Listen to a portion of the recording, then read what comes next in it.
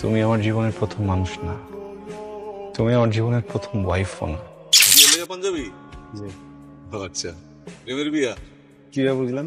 মানে বাড়ির থেকে পালায়া তো বিয়েটা, তাই না? না পালায় না, ফ্যামিলি জানে না। ওই একই তো হইলো। ঝলক মারতেছে পুরা কাহিনী কি খুললা কো। আজকে বিকালে আমি আর নাবিল বিয়ে করবো, তো বিয়ের আগে নাকি মেয়েদের চেহারা এক্সট্রা গ্লো দেখা যায়। তোর চাইতে কোনো টেনশনও দেখতে পাচ্ছি না। আশ্চর্য, ভালোবাসা মানুষকে বিয়ে করবো, এখানে টেনশনে কি আছে? কামরাম্যান এই বন্ধু, ধরা খাবো না তো? আরে না রে, কি কস অরিজিনালের বাপ বানায় গেছে না। এই ছেলে, তুমি এক্সাইটেড না? এক্সাইটেড না হলে এরকম পিচ্ছি একটা মেয়ে পাল্লায় পরে এসব করি?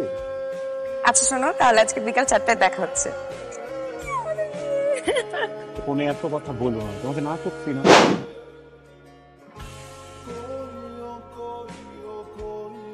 দিন পর্যন্ত তো তোমার বয়ফ্রেন্ড ছিলাম, তো আজকে তো হাজব্যান্ড। হাজব্যান্ড হিসেবে প্রথমবার মতো কিছু চাই, সিকিউরিটি এনশিওর করার জন্য বিয়ে করে ফেললাম। এখন তো কোনো কনফিউশন নাই যে আমি তোমাকে ভালোবাসি, তাই না? আমার না একটু ভয় করে, হঠাৎ করে ফ্যামিলি জেনে গেলে বা কেউ জেনে গেলে অনেক ঝামেলা হবে। প্লিজ কাউকে বলবো না। আমি ওরকম মেয়ে না যে ফ্যামিলির কথায় বা যে কারো কথায় তোমাকে ছেড়ে চলে যাবে। তুমি বড় হয়েছো, তোমার মতো বিয়ে দিলাম আর দুটো বাচ্চা পাবো। এমন ভাবে বলতেছিস যেন জামাই একদম রেডি আছে নাকি? তেমন কিছু নাই। তুই আর আমি তো, আর তো কেউ না, বল বই ফেল।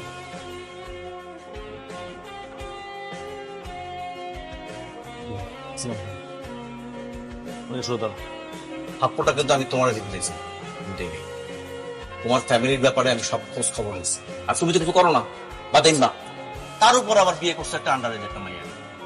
এই বিষয়টা এলাকার মধ্যে জানাজানি হয়, আমার সাথে থাকবে না। 1 বছর পর্যন্ত শুভ্রের সাথে কোন রকম যোগাযোগের চিন্তা করবো না। আমি তো ভাবতেই পারতেছি না, আমার যে মেয়েকে আমি মাথায় করে মানুষ করছি, বুকে করে মানুষ করছি, এত ভালোবাসা দিছি, আমি তো মানুষের সামনে মুখই দেখাতে পারবো না।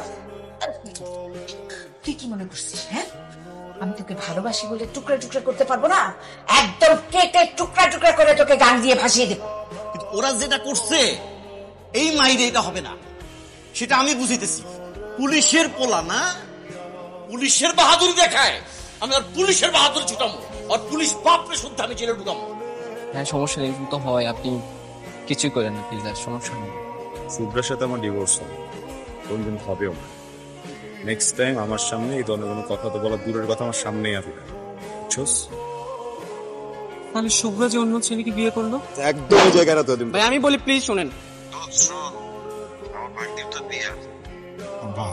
আমার না কি যেন হচ্ছে বুঝছেন, আমি বলতে পারতেছি না, বুকে অনেক চাপ দিতেছে। ছেলের জন্য একটা মেয়ে দেখো। পুরোটা জীবন একটা মিথ্যাকে সত্য ভেবে কাটাইছি, তো তাই চাই না যে এই কষ্টটা আমি পাইছি সেটা তুমি পাও। তুমি আমার জীবনের প্রথম মানুষ না, তুমি আমার জীবনের প্রথম ওয়াইফও না। আমি তো অযোগ্য মানুষরা না ভালোবাসার মানুষদের ধরে রাখতে পারে না। তোমার আগেও আমার জীবনে আরেকটা মানুষ ছিল। আমাকে একটু হেল্প করো, এন্ড প্লিজ আমার সাথে একটু অনেস্ট থেকো। আমি তোমার পাশে এভাবে সারা জীবন অনেস্ট হয়ে থাকবো। বিয়া করলেন, 1টা বছর পার হয়ে গেল, বন্ধুর কোনো খবর নাই। অফিসের কাজ, তারপরে যতটুকু সময় থাকে অতটুকু সময় তো আবার রেস্টুরেন্টে গিয়ে নষ্ট। ভাই আমরা 6 মাস আগে তোর বাবরি না একবার রেস্টুরেন্টে গেছিলাম, এর মাঝে আর যাওয়া হয় নাই। সেদিনই তো গেলি, দেখছি না আমি। ভুল দেখছস, তাহলে অন্য কাউরে আমার সাথে গোলায় ফেলছস। তোর কি মনে হয় আমি আন্ধা? ভাবির আমি স্পষ্ট দেখছি, তুইও লাগে আসিলি। রেস্টুরেন্টে গেছে ও? প্রায় তো যায়, লাস্ট 6 মাসে প্রায় দেখছি। মায়ের মধ্যে মনে হয় ঝামেলা আছে। ওই বেটা, তুই আমার কলারে হাত দিলি?